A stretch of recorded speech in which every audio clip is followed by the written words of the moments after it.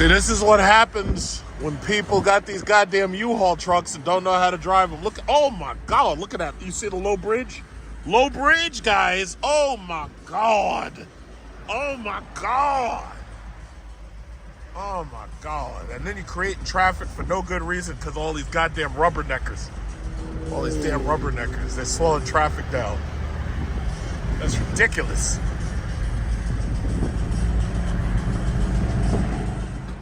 It's got a ZDX here. It's in blue. Oh, and it's got the white interior. So this is basically the cousin, I'll say, to my car. And so they gotta have one of those charging points right there in order to charge this thing. So this is a ZDX E all-wheel drive, but it's got like the small wheels on it. So these are the little wheels. These are the 265 50 R20s. So I'm guessing that these are high load tires. This one's blue. So it says A-Spec. Me personally, I really, and I've said this like 100 times in comments like about this car, because all of a sudden all the embargoes on this car were lifted, so now they can actually review them. Oh, this one doesn't have supercruise in it. Yeah, this one doesn't have that. It's not fully loaded. Yeah, I think more people are just gonna get an MDX instead. Yeah. Nice color, but they had some other colors that we're interested to see. Yeah. Yes, I just had them unlock it. So this one's not fully loaded, as you can see. This one doesn't have supercruise, and it also didn't have the massage seats. But it actually looks a lot like our MDX. It's a lot like it. Yeah, let me just see how I sit in there. The power seats are similar. So this is the inside of the ACURA ZDX. Now it looks like this has the same ambient lighting that my car has. So you hit ambient lighting, let's say turn it to orange, but you're not going to be able to see it too well. First of all, because this is it's like bright out. So the way GM has this set up is the ambient lighting doesn't turn on until the actual headlights turn on, because there's a sensor. My car has the exact same sensor.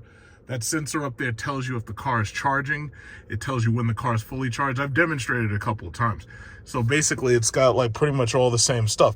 Now, the only differences that I'm noticing is that I feel like I'm sitting a lot higher in this than I sit in the Lyriq. My Lyriq feels like I sit a little bit lower. I've also noticed that the Lyriq's driver's seat is higher than the passenger seat. And obviously the whole rest of the car is pretty much the same. But I really have to say, this may be one of the first times where GM actually had a better product than Acura did. Because it's basically, this is a rebadged car, but it's basically the same exact car.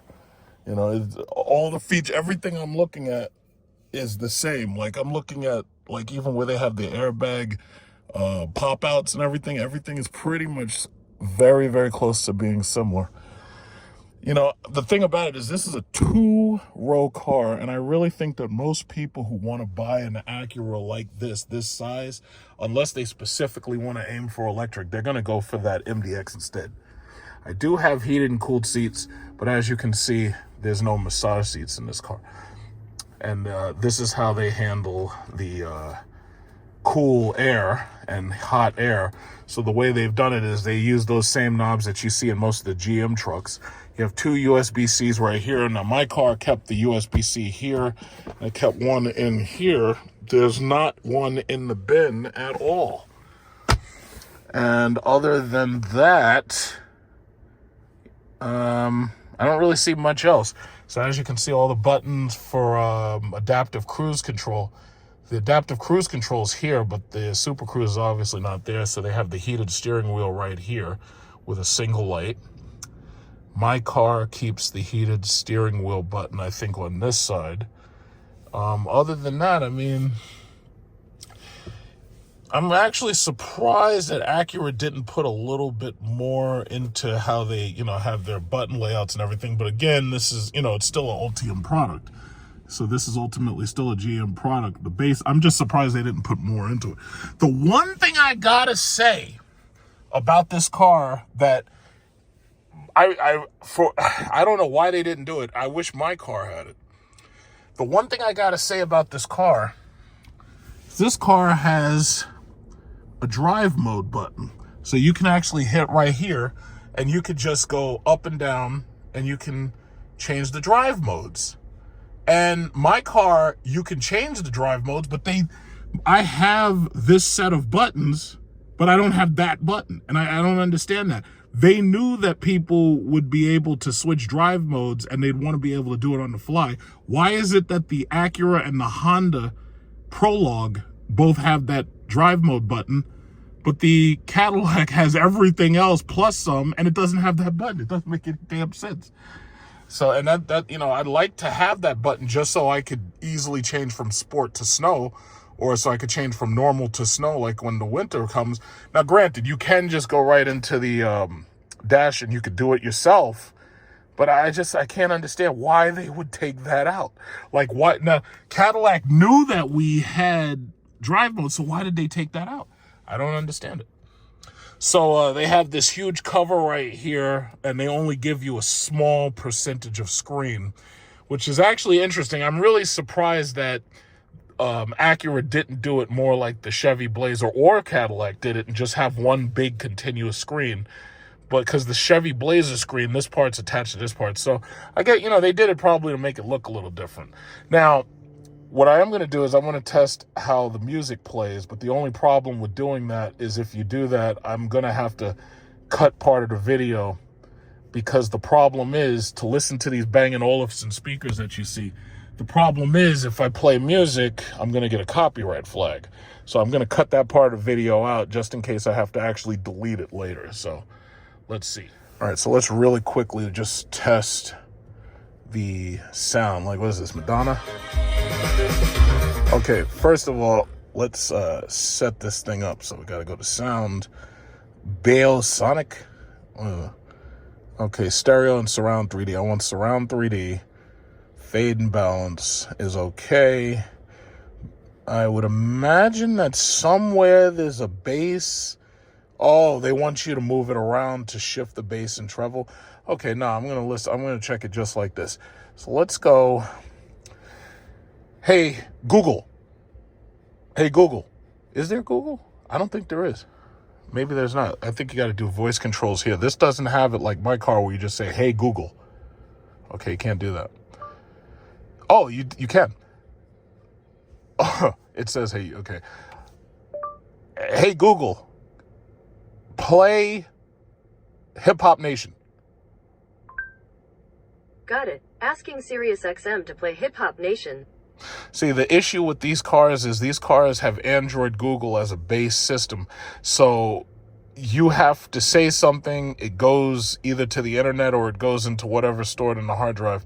And then it has to figure out where to go in order to get the car to do what you want it to do. So there's a lot of features that you can't directly access just by talking to them. Like, you know, when I get into these Mercedes and I'm like, hey, Mercedes, change ambient lighting to like orange or something. These cars can't actually do that. Or a BMW i7 makes it so where you can open up the windows, you can open up the doors. You could say BMW open all doors and it will do it. You can say BMW close all doors, it will do it. The BMW i7, I demonstrated that in the video I made about the i7. I was really impressed with that. That was a really cool feature. Hey, Google. That's interesting. Hey, Google, give me directions to the Empire State Building. Empire State Building is 1 hour, 2 minutes from your location. So it pretty much works exactly. Traffic. It works exactly like mine. Okay, so let's listen to that music real quick.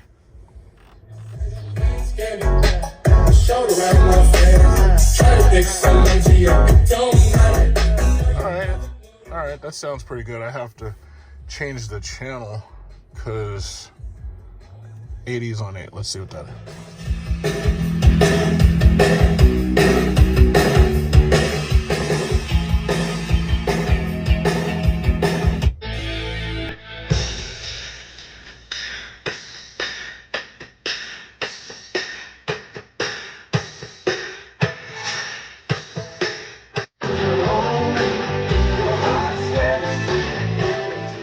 Oh, hey Google, change to Studio 50. Oh, fuck it. I'll just do it myself. Oh, okay. This is why I have the knob, because with the knob in my car basically just rolls right up to the channel. All right, classic dance hits. This used to be Studio 54.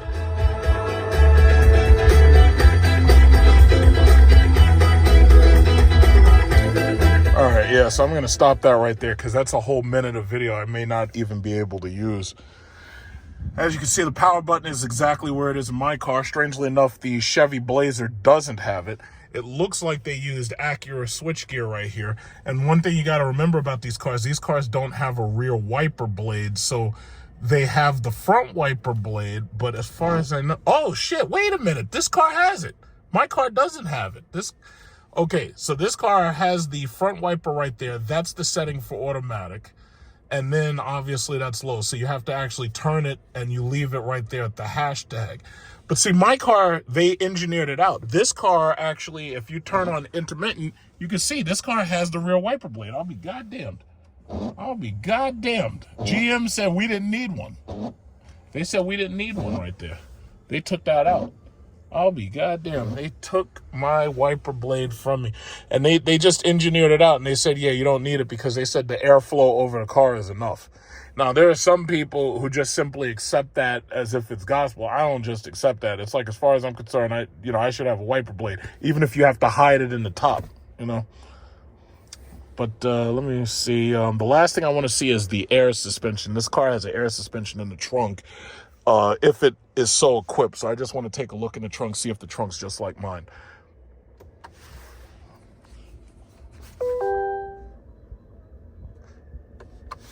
Okay.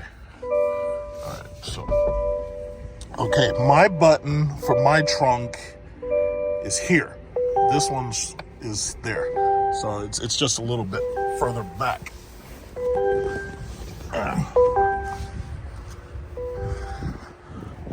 It even sounds like my car. Oh, this has the air. Okay, if these cars were equipped with air suspension, there would be an air tank right here. There's a big silver air tank that they put right here for the air suspension.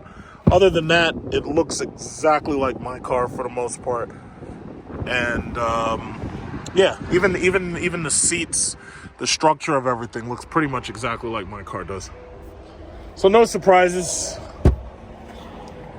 No surprises. All right, so that's the ACURA ZDX right there. So yeah, that's the inside of the car. Just hit that. That's the power button. This is a level 2 charger right here by Zeph Energy.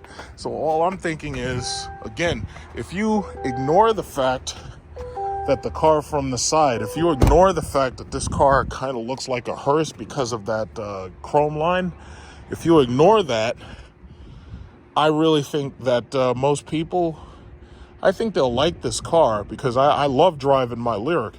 The only thing I'm thinking is that a lot of people are probably going to say, I don't feel like dealing with the electricity and charging. And I think a lot of people are just going to say, yeah, just give me an MDX A-Spec. That's what I really think. But other than that, this is, it's exactly what I expected. It's like really, really nice. It's exactly what I expected, though. You know, I saw it at the auto show, but you weren't allowed to get inside it. So that's the ZDX right there. So you can get this just like my car. You can get it in a single motor, or you can get it with dual motor, 500 horsepower.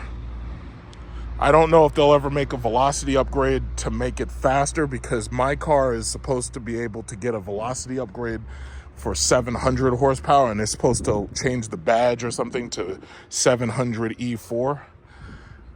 But it looks good. It looks, it's a nice, clean design. I actually like it more than the MDX. But once again, I think most people, the deal killer for them is going to be that third row.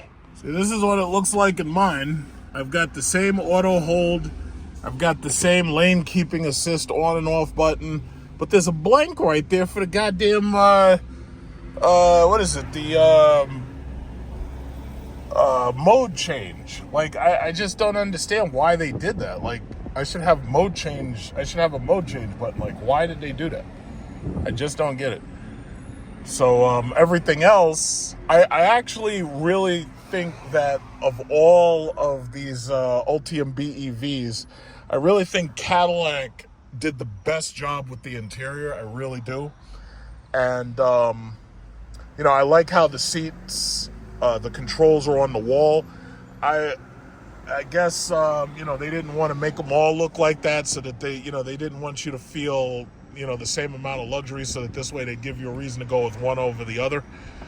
Because, I mean, you could have still done the exact same thing in the Blazer and the Acura and the Honda. You could have still kept everything in the exact same position.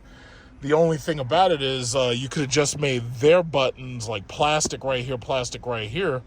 And I have, heated and cooled seat controls here. The Acura puts them here on the panel. And the thing about it is I actually prefer it here because it's just easier to just tap. And now they're saying that massage seats are optional on the S-Spec or they say the S-Type or whatever. They say you can get the massage seats on the S-Type. On the website, I didn't see that as an option at all.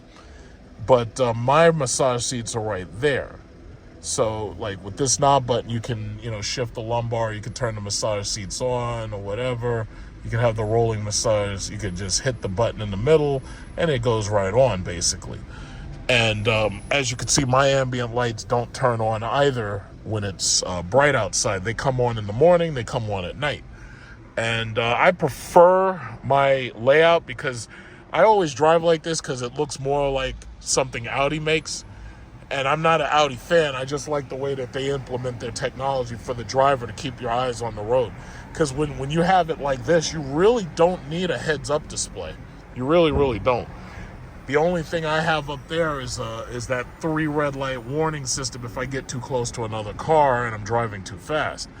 But other than that, I mean, it has every single, for the most part, feature. But the one thing that they have that the Cadillac doesn't offer is these air suspension. And that air suspension tank, even though that car back there didn't have it, I've seen it on a couple of the reviews that came out already about the RDX. So it's actually very, very interesting. Very interesting. You may have watched the video where we went to purchase an MDX. You may have seen that video. But that was a long time ago. That was like during COVID. You know, but the MDX is not as comfortable for me to sit in. And on top of that, it's not as spacious for me in each one of the rows. But the main deal killer is that MDX offers that third row. And for many people, that's an absolute must. Because these third rows, just like with this XT6 you see in front of me, these third row cars are selling really, really well because a lot of people, you know, have like, you know, children, they need a car seat, but they still want to be able to take their mother or their father or wherever they go with the kids or whatever. So it's just, that is what it is. That's something that's like a must-have. Right here, I've got a Sport 3, just like I ordered. Black wheels. Yeah, that's nice. Power sunroof. Shit, this might be my car. In fact, I could check the VIN number. This one might be mine. 600 E4, exactly as expected. Oh, and they're charging it. This might be my car, actually. Let me just look at the VIN. Nope, this one's not mine. I know my last 4 VIN numbers. This is not it. So yeah, man. I like getting compliments on how my car looks. My car looks fantastic. As far as these black wheels, I really think that looks better on the pink and the purple and the white.